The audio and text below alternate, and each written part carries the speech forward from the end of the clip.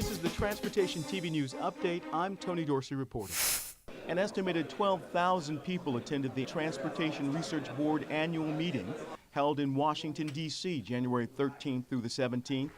In his keynote address at the TRB Chairman's Luncheon Wednesday, retiring AASHTO Executive Director John Horsley asked his colleagues to embrace his solution to close the growing funding gap in transportation.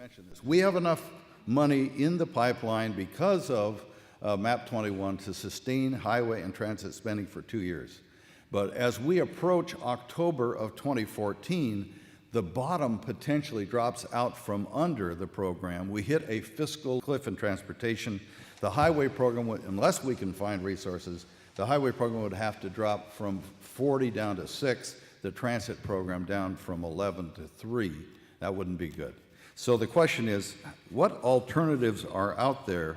The concept that I want to put on the table is to replace the 18.4 cents per gallon excise tax on fuels with a sales tax on fuels. Now, there are 12 states that already have sales taxes on fuels. It's usually a combination. North Carolina's one, New York's one, California used to, it just changed.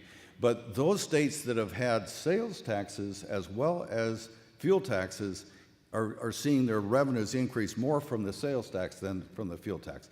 Horsley also called on Congress to pass legislation authorizing $50 billion in Transportation Regional Infrastructure Project, or TRIP bonds, a program proposed in legislation co-sponsored by Senator Ron Wyden, Democrat from Oregon, and Senator John Hoeven, Republican from North Dakota.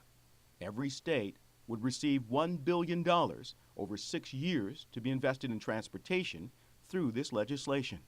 What I'm asking you to do is to join us in the battle that lies ahead this next couple of years and demand that Congress provide long-term funding for transportation. Watch for additional coverage of the TRB annual meeting, including interviews with TRB Executive Director Bob Skinner on the event's growing attendance and why that's prompting TRB to switch venues. And we talk with TRB's new Executive Committee Chair, Deborah Butler, Executive Vice President for Norfolk Southern Corporation, about TRB's top priorities for 2013.